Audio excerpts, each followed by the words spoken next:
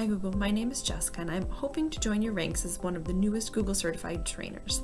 I've been working with instructional technology since 2009 when I got my master's degree and I began incorporating it into my own classroom. The school district I worked with had then asked me to start providing professional learning opportunities and I began to do that with them. In 2016, I began to do Google specific instructional technology trainings, and this past summer I left my teaching position and joined the Regional Office of Education to provide professional learning opportunities for educators in a tri-county area. It is changing.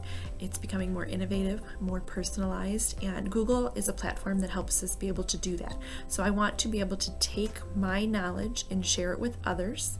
And I know that becoming a Google certified trainer is going to give me more resources, more skills, and more opportunities to continue to do so.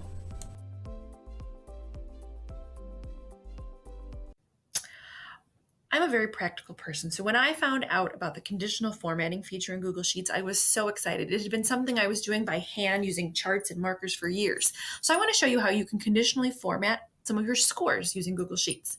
First thing you need to do is highlight the column or row that you're looking to conditionally format. Then come up to Format and click Conditional Formatting.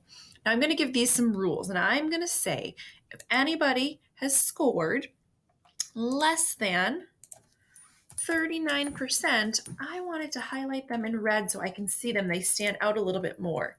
There we go. Now I want to continue the rules, and I'm going to say my next rule is if they have scored in between 40% and 59%, and those percents are important, or it's going to look for a number and not a percent, I want it to highlight those students in yellow because then I can see who has scored in my yellow range. And these colors have been set by something that my district has already chosen, but that's what I like to use for this. Another one is if my students have scored in between 60% and 79%, I'm going to go ahead and give them that green categorization. And my next rule is I'm going to say if these students have scored greater than, and I want it to include 80%, so I'm going to say 79%. If any of these students have scored greater than 79%, I want them to be blue. So I'm going to come down here and I'm going to change it to blue because that wasn't one of my original options. I'm going to say done and I'm going to close out. Now when I look here, I can see all of my students who have scored in the red, yellow range, green range, and blue range. And that's going to help me drive my instruction and perhaps do some grouping.